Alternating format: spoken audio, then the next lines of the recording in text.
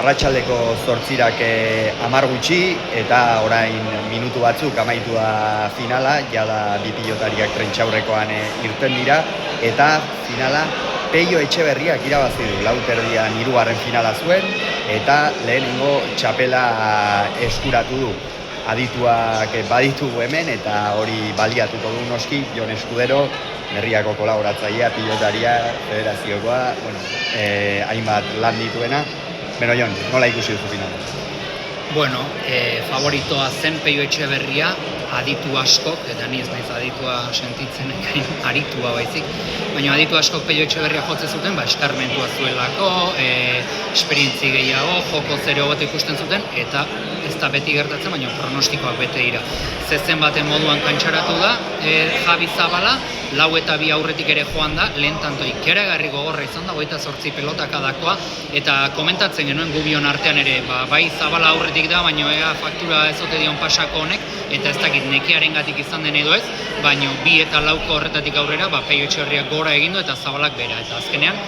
zentzu guztietan, bai jokoari dagokionez eta bai emaitzari dagokionez, Peio Etxeberriak bikoiztu egindu, Javi Zabala, 22 eta 11 irabazi baitu. Bai,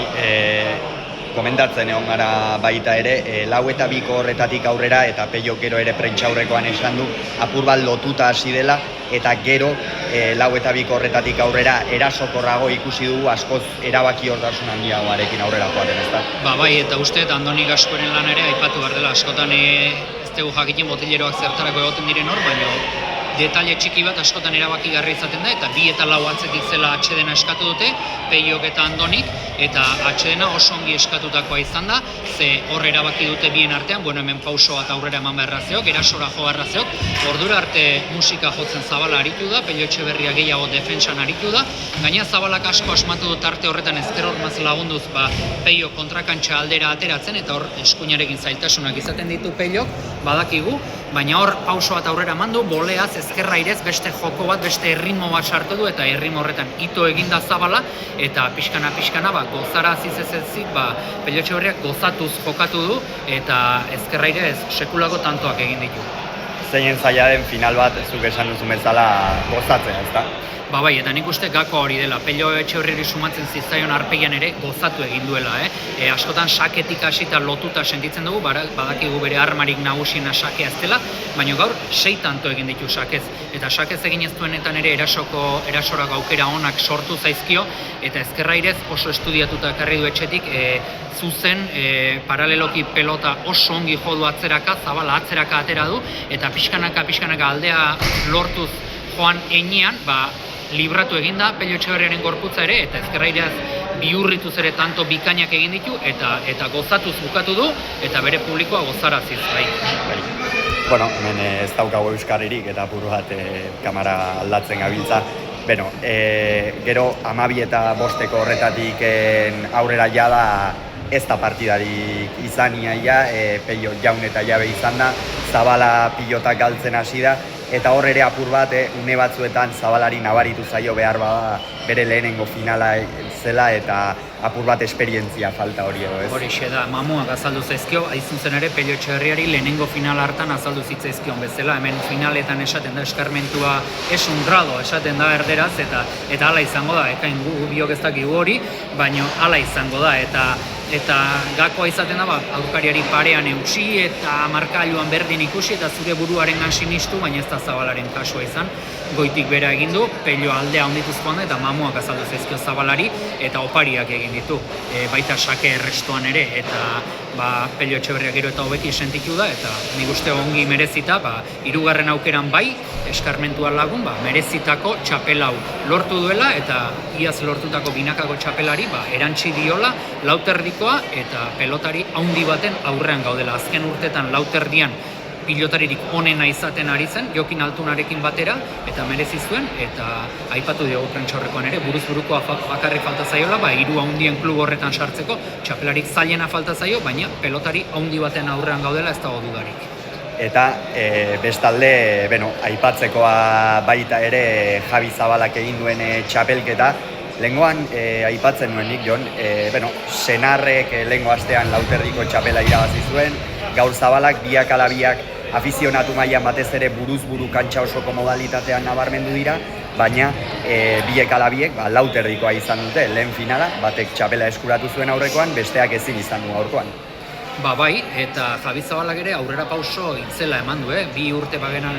ere amantzan esaten, bazetorrela, baina eskuak, lesioak, burua, bat eta beste, ezin izan zuen, baina Nafarroko lauterdiko finalean sartu zen, justu batik galdu zuen Peñaren kontra, gaur ere finalean izan da, eta binakako txapelketa asteartean aurkeztuko eta han izango da. Beraz, esango nuke hau ere geratzeko etorri dela, oso pelotari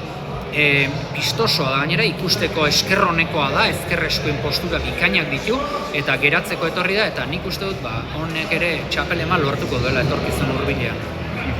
Bueno, bukatzeko guazen binakako txapelketari buruz apur bat hitz egitera, jada jakitera eman dituzte zein aurrelarik jokatuko duten, eta hiru gauza behar bada nabarmentzekoak, batetik, Larrazabalek bere lehenengo txapelketa jokatuko duela, maila nagusian. Larrazabal hor izango da, Jon Ander Peña kanpora geratu da, nik pertsonalki pena izugarria hartzen dut, ikusteko moduko pelotaria da, baina norbait geratu behar zuen kanpoan, eta ulertzen dugu baita ere Larrazabali aukera ematea, buruz buru finalerdietan sartu zen, gaztea da, etorkizunera begira enpresak ere horretan pentsatu behar du, eta nik uste Mari Ezkurrena jarriko diotela lagun, babes handia izateko, eta hala balin bada behintzat, bikote ona osatuko dute, eta Larrazabalek 14 partidu izango ditu goi mailan, orain arte etxai izan duen irregulartasun hori hobetzen hasteko. Eta bestalde, Aspen, Ezkurdia ez dute aurrean sartu, pentsatzen dugu atzean arituko dela. Eta pentsatzen dugu gainera Jokin Altunarekin ariko dela, San Mateotan elkarrekin aritu ziren, txapeldun orde izan ziren, eta, Larrazabalen kasuan bezala 14 partidu asko dira, eta Ezkurdiari hor ikusi dakiokegu agian utxune txiki bat ez da, eskuek nola aguantatzen dioten eta bar, baina erne, Altuna momentu honean balin badago, eta Ezkurdia hor bosterdian boleaz jartzen balin bada, Olaizola eta Urrutiko etxeak irabazitzuten txapelura, agian errepika dezakete Altunak eta Ezkurdiak. Baina, txapela irabaztea beti ere, pentsatuta oso zaila dela. Azken aurrekaria oker ez baldin banago Irribarriak eta Urrutiko etxeak 2021 urteko Mastersean uste dut jokatu zuten txapelketa hori izan zen, bi aurrelariekin nahastutako txapelketa hura, eta orduko hartan bikoteak ez zuen funtzionatu. Ez zuen funtzionatu, baino Ezkurdia ohituago dago, kasu hartan Irribarri eta baino. Zorionak, Andoni? No? Hoi da, Andoni gaskue pasa eta barkatuko diguzue, baina merezi zuen Benetan. Eta nik uste dut Ezkurdiari ez diola enpresak esan atzetik jokatu behar duk eta listo. Nik uste dut Altunarekin eta Ezkurdiarekin baldin eta bikote jartzen bali maituzte behintzat, ze beste aukera bat ikusten dut Peio Etxeberria eta Ezkurdiare elkarrekin jartzea, baina nik uste Altuna eta Ezkurdia izango direla, hau hitzegina dagoela eta hauek bikote ona osatuko dutela eta nik favoritoen artean sartuko nituzke behintzat. Bilboko Bizkaia pilotaleku honetatik, eskerrik asko, Jon Eskudero, eta, aste artean aurkeztuko dute, noski hementxe izango duzue bideoa, eta ikusiko du, ea zer gertatzen den.